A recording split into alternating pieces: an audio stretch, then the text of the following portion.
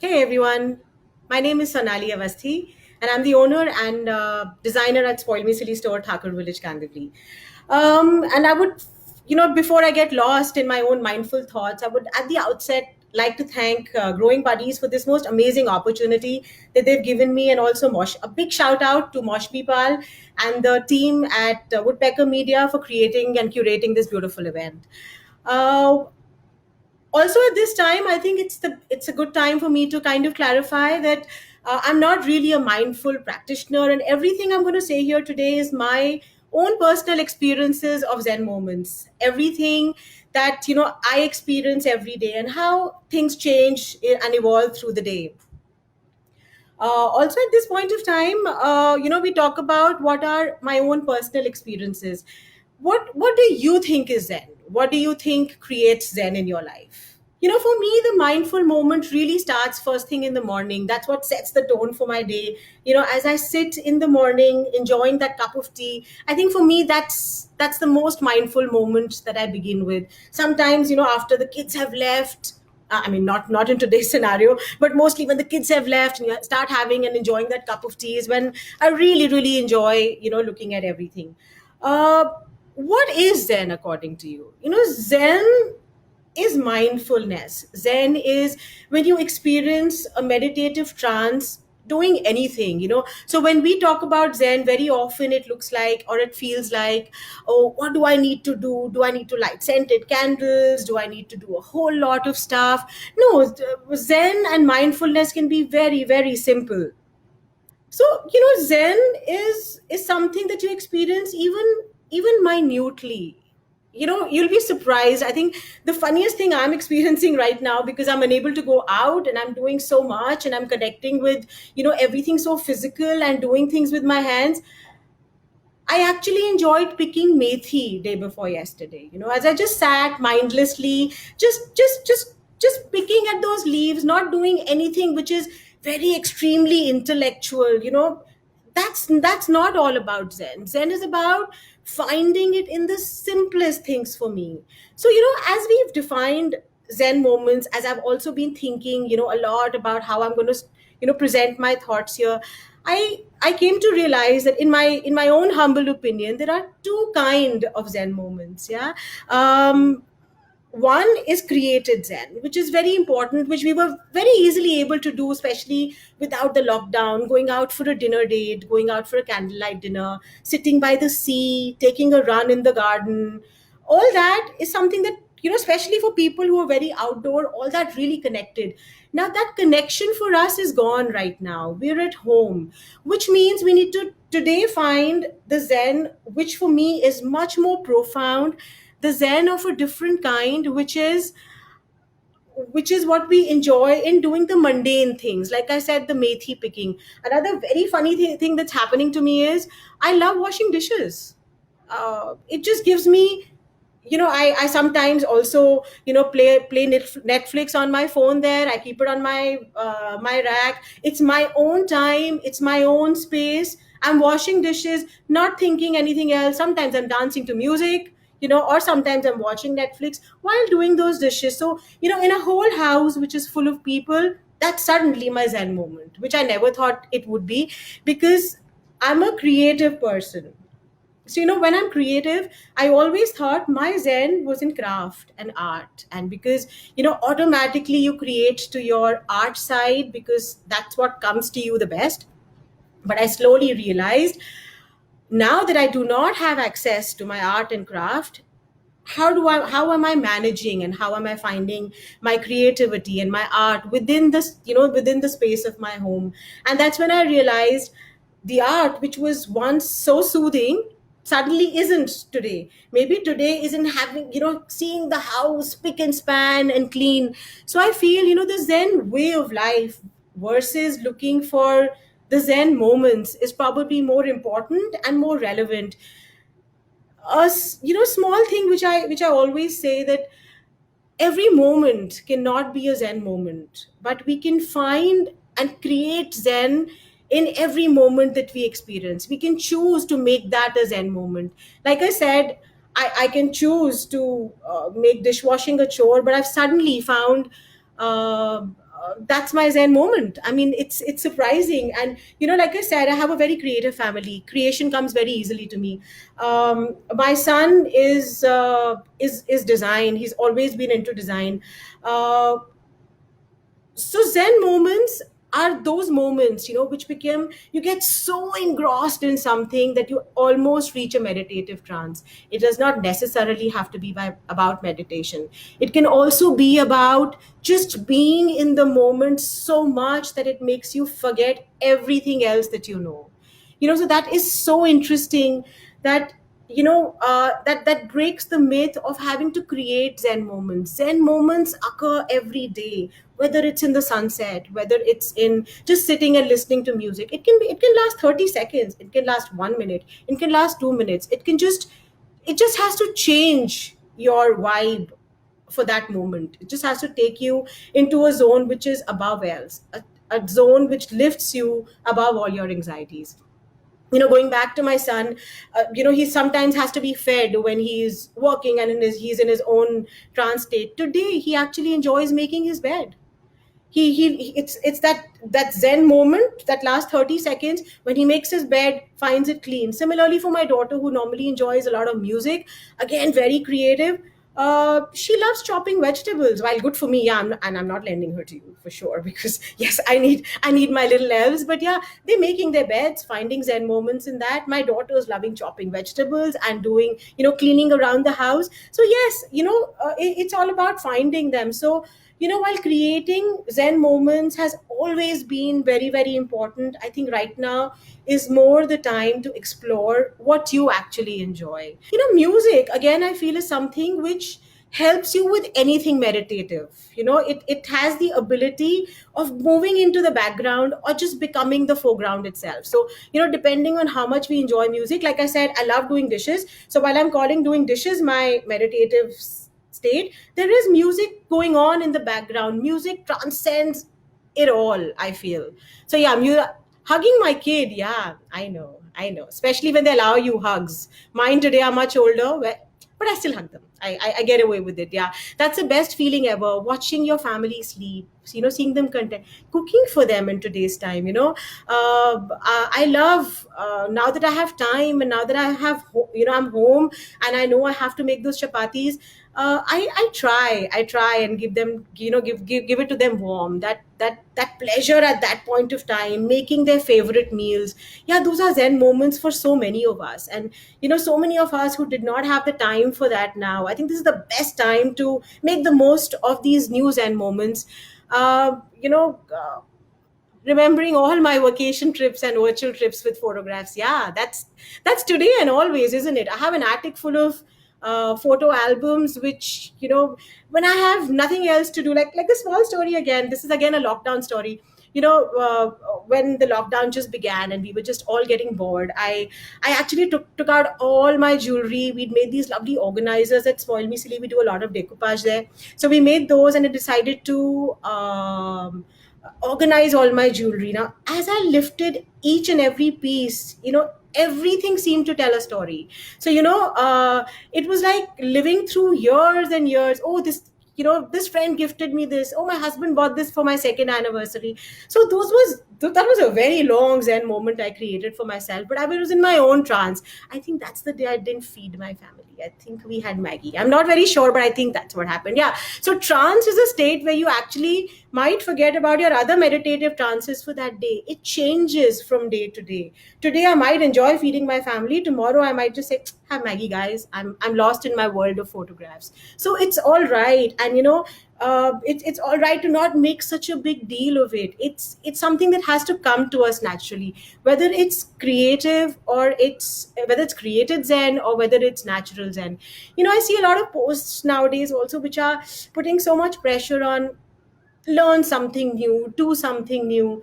I'm realizing I don't have time to pursue what I already know. And the minute I think of doing something new, it actually gives me anxiety. So if I'm getting anxious about doing something new because X, Y, or Z did something new, or I should be learning something new, then I'm taking away from the whole purpose of mindfulness. Mindfulness, as per me, is letting go of your anxieties and becoming mindless. Do something mindless. I don't know, have you played gitte? We used to play these five stones where we could just sit and play all day. It was mindless, but it how much time, I mean, we spent so much time just doing a mindless activity. Our brain was not in an overdrive. We were not wondering about A is doing this, so I must be doing this. So there's so much we've left out. There's so much, so many things we've left incomplete. Like I was talking about organizing my jewelry, which I caught up on, or it I like cooking again for my family, which I normally don't get so much time for, or cleaning up spaces and reorganizing my home, decorating it slightly differently, moving the plants from here to there. Small little stuff I didn't have time for is giving me so much pleasure today. And I think that's the way to go, guys. If you have time for something new, you go ahead, create that zen moment. But I think the idea right now is to let go of anxieties and competition and do what you already like, and try finding zen in the smallest things of your life. Playing games with hubby and kid, says Monica. And going back, games, board games have never been my thing. So it's always been up to my husband to play. I can play cards a little bit, but I can't sit down and play board games. So my children got this message millions of years ago that mom's not playing with us, so they don't even ask me or include me. So, about 3 or 4 years ago, I went through this very slow phase where, I was feeling a little low. I was feeling a little depressed, and my husband was traveling a lot at that time. And that's the time when I would chat every day with my sister, trying to figure out, what do I do? I'm very restless. I don't know how to manage my time. And at that time, she said, "Why don't you watch some comedies? Why don't you sit down and play board games with the kids?" And I realized if I sat down and I played with the kids, I felt more depressed because it's something I had never done before. So suddenly, to be doing it when you're anxious, you feel, oh my God, I have nothing else to do but to play board games or to watch comedy shows during the day. I have never watched them. So, the idea is to do what you find comfort in. Now, for my sister, that's her biggest stress buster. Watching comedies, watching mindless things, or playing with my kids when they're there. So what works for you does not work for me. So we, each one of us, zen can be a myriad things. For me, it can be in embroidery. For you, it can be in cooking. For someone else, it's writing. For me, it's reading the book someone else has written. So we all have our own zen, and we need to tap on it and capture it. And I think that's what makes our lives easy. Not aping. No, everyone's making dalgona coffee doesn't mean I have to make it. I don't even like coffee. Why am I making that coffee? So I've seen so many of the comments which say, "Oh my God, we made dalgona coffee. It was awful." And I know most of them are tea drinkers. So for someone who likes tea, why would I? So there's too much information overload. I think let's just detox a little bit, find our own zen space. And it doesn't have to be something major. You don't have to know art, or you don't have to know embroidery. Like I said, uh, the best things I'm doing today is picking methi. Yes, I'm enjoying it. I admit it. I'm enjoying doing the dishes. I love it when my house is clean and it's done my way, and I'm not cribbing about, oh my God, why are these plants not kept in this way? Because I've kept them now. I can't crib. So yeah, life. I think the more we simplify it, the better. Yeah, Nidhi, little creativity always. I think also creating Zen moments in our daily life. Like, so for me, what really works very often is creating Zen corners. When we spoke about created Zen, uh, again, it's different for different people.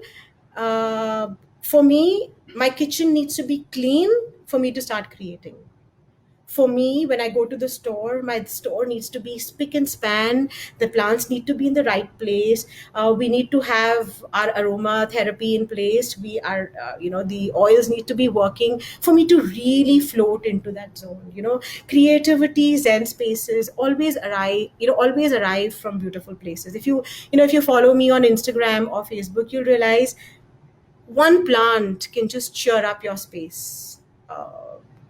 watching the sunset can alter your mood for that moment. Having that cup of tea, just sitting down, centering yourself, having that cup of tea can actually take you to a different level. So yeah, and I also realize at times like this, it helps to have a lot of variety of interests. So expose ourselves to a whole lot of stuff. It doesn't have to be, I can't say, oh, my zen moment is music, so I'll never explore dance. I will also explore dance. And maybe today it's, when I'm trying to find some mode of exercise, and I just dance with my kids for 10 minutes, 15 minutes, it gives me zen on a whole lot of spaces. I bond with my children at that point of time. I exercise at that point of time. I forget all my outside anxieties. So the smallest the smallest takeaway from this all is mindlessness while being mindful. Anything that takes away from your anxieties is mindfulness. And it doesn't have to be anything big. It can be in the smallest of things. And even the practice of zen, the noun as we know it, it only talks about it also said zen teaches you nothing. It only enables you to be aware towards your surroundings, to notice everything, to and for some of us who always do it, like I always step out of the store in the evenings and look at the sky. Is there some drama in the sky today? Is the sunset beautiful today? I always step out in the evening to have my cup of tea. Even if I've been indoors, I make it a point. I always go to the gym in the morning. So if you're always noticing the smallest beautiful things in your life, I think experiencing zen becomes very, very easy. Very, very, very easy.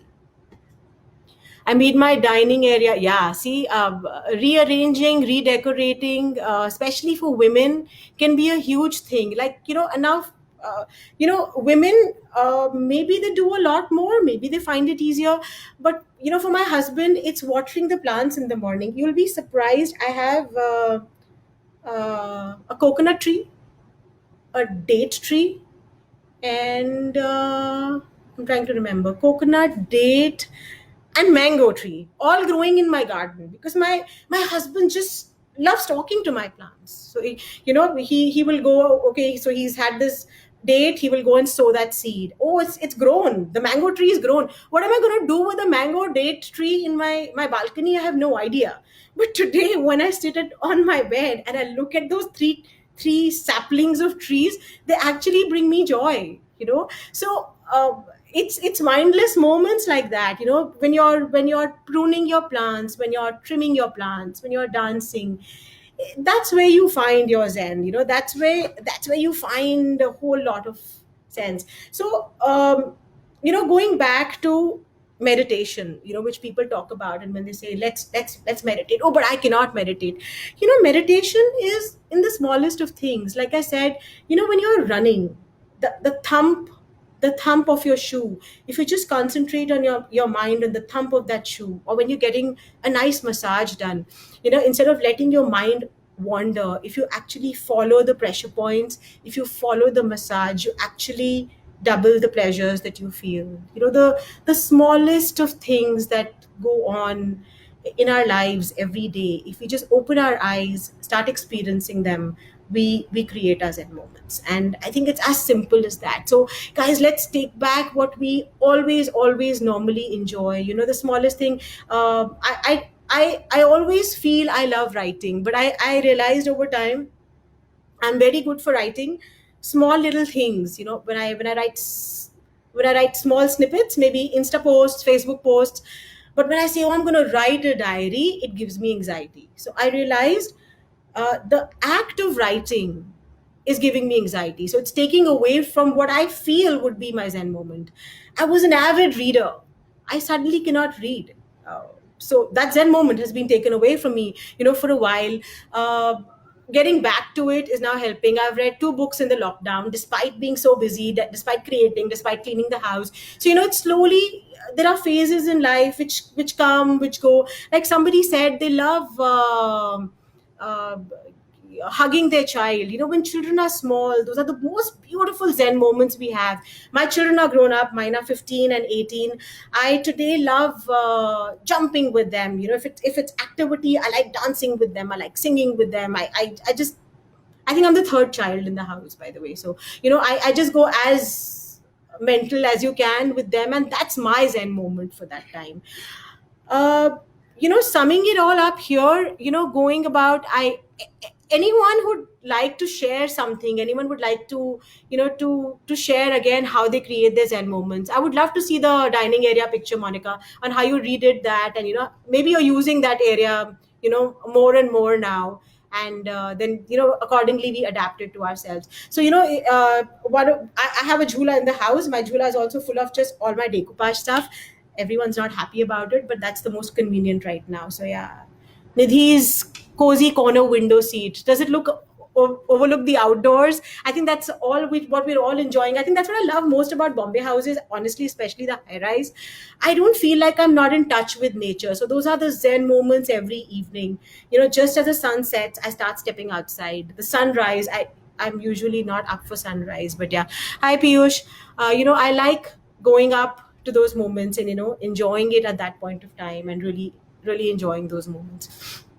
And again, mindfulness, zen, again, we can also relate it to everything sensory. So we can, zen can be what we see. So when we see a sunset, when we see a beautiful space, it can be associated with aromatherapy. So lighting. I don't know how many of you've been to the store, but my store always has kapoor. So the minute people walk in, it actually puts you in a different zone. Like, everyone who steps into the store will always ask, what have you lit? It smells really nice. So kapoor has this, and a lot of other essential oils have this very beautiful uh, effect on us. They can actually calm you down, and they really help us in that created zen. Then, so we've touch, always picking methis, and painting with our hand. I've always spoken a lot about sewing, embroidery, which can give us a lot of pleasure. Making rotis with our hands. We do this activity every morning where we're making rotis these days. I don't know, again, we are spoiled. We've had maids. I have not cooked rotis so regularly in such a long time. So when I roll out those rotis and they're nice and round and each one puffs up, it is my zen moment. So it's, like I said, it's up to us to create zen in every moment. So whether it's in kneading the perfect dough, or making the perfect roundels to start making the rotis, the actual art of rolling it out or actually see them puff, or the final pleasure of watching your family eat it and enjoy it. So there is, it's in everything. Yeah, Nidhi, camphor or kapoor. What I use in the store is the Bhimseni kapoor, which also has medicinal properties, and it has a really nice aroma. I don't know about the commercial kapoor, how well that works. Massages, touch, skin is our next zen. When we go in for a massage, or you do a facial or you do a head massage, it can really put you in a trance, in a meditative state. So technically anything which takes your mind away from your daily anxieties is meditation or your zen. And I think it's absolutely up to us to be able to figure it out and go forward with it.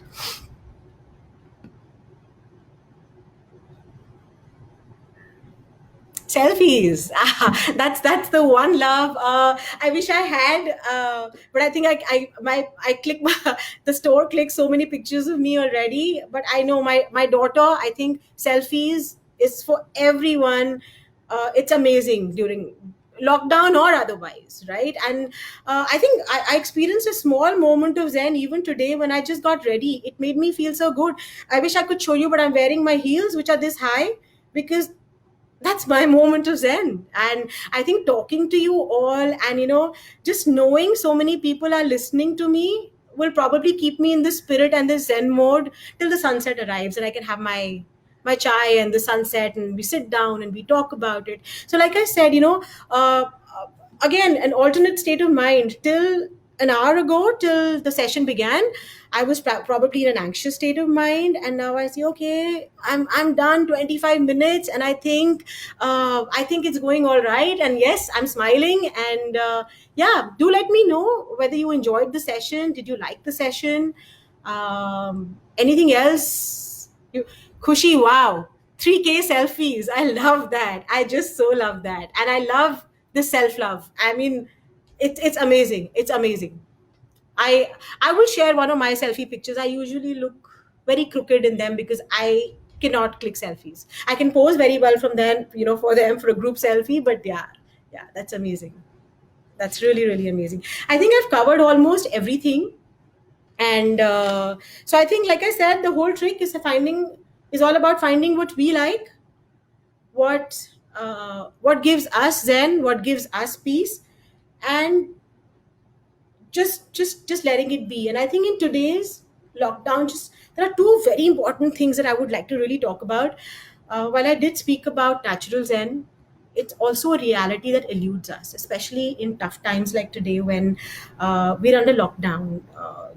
If my zen was in running, or like I said, my zen was in going to the store and meeting all of you lovely people when you come there, or maybe it was running by the seaside, or I suddenly do not have access to all of it. So all this natural zen seems to be a little elusive, which is the time when we say, let's give ourselves 15 minutes every day, not more, not less.